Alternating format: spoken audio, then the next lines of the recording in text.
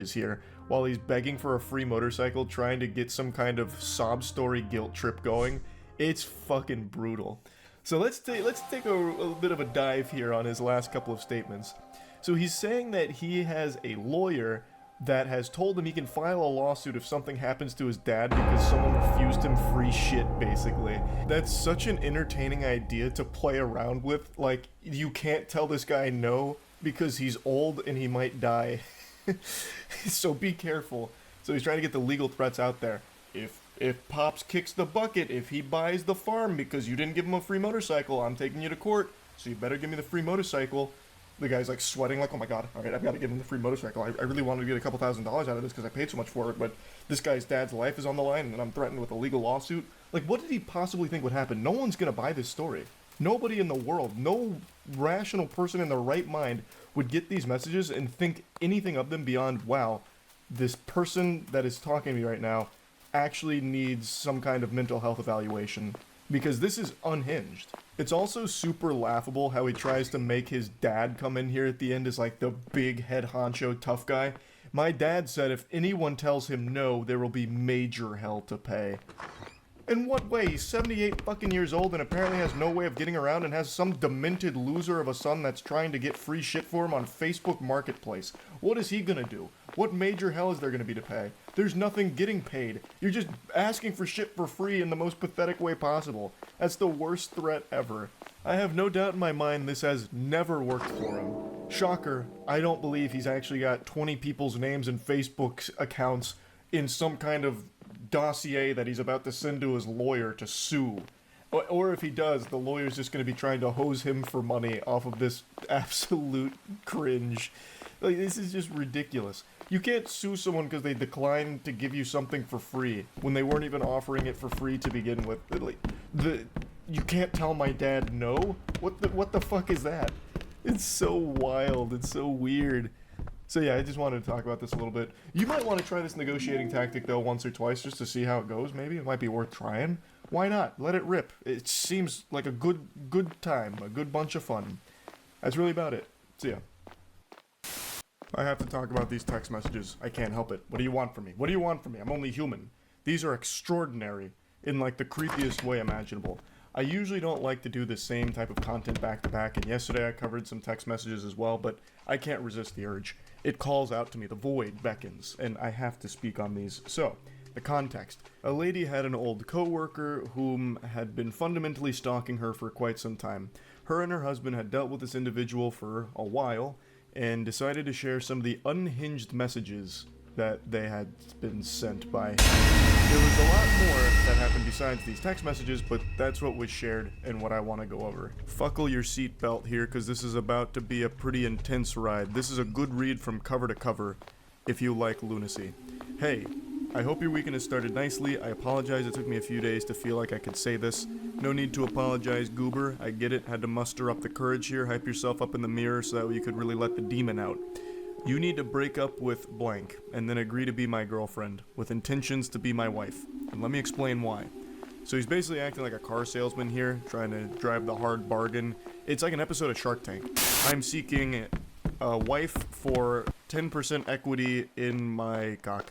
I have no doubt he also had a PowerPoint presentation prepared for this, but unfortunately maybe it didn't attach, so it didn't send.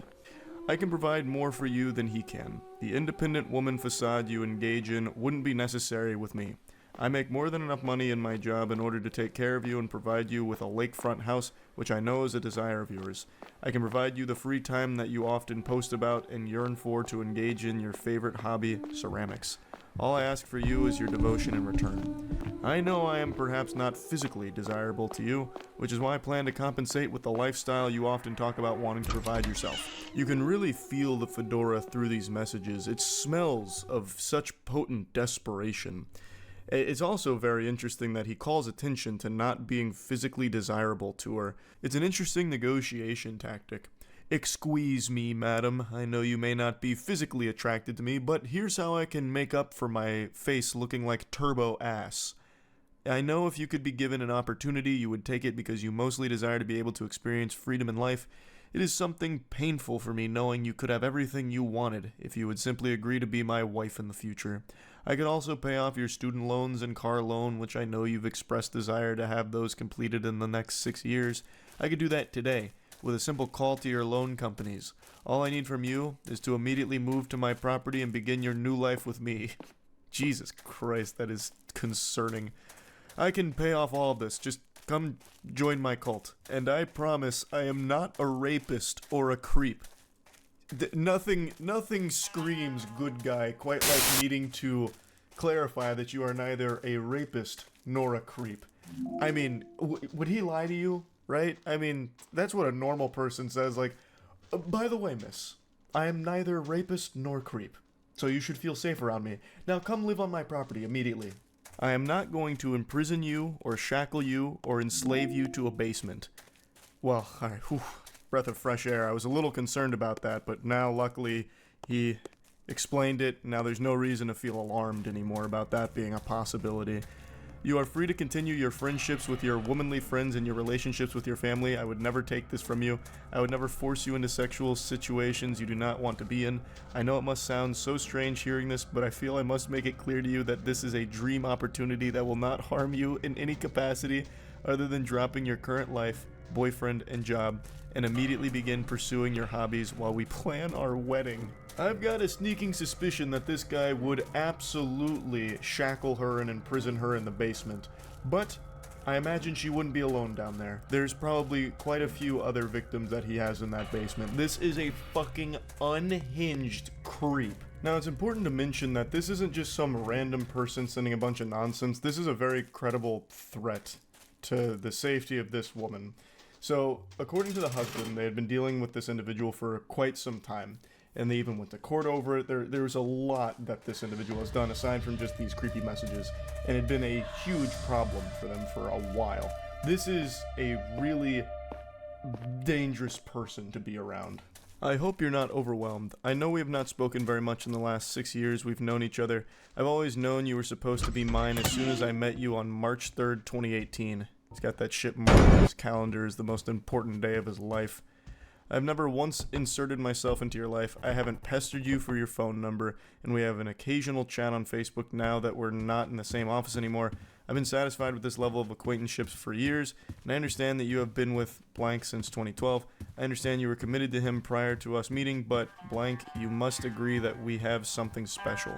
We share so many interests, and we were always able to have great natural conservation.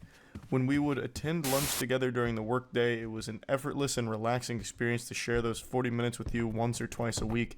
And don't think I forgot how often you paid for yourself, a trait I knew was you trying to assert your independence in front of me. Oh, the delusion. Oh, the delusion is sickening. That's an example of something I've talked about quite a bit on stream, where no matter what, there are people that will view things in an entirely different lens that make no sense. Something as simple as her buying lunch for herself was interpreted, misconstrued by this fucking menace as her trying to assert her independence in front of him.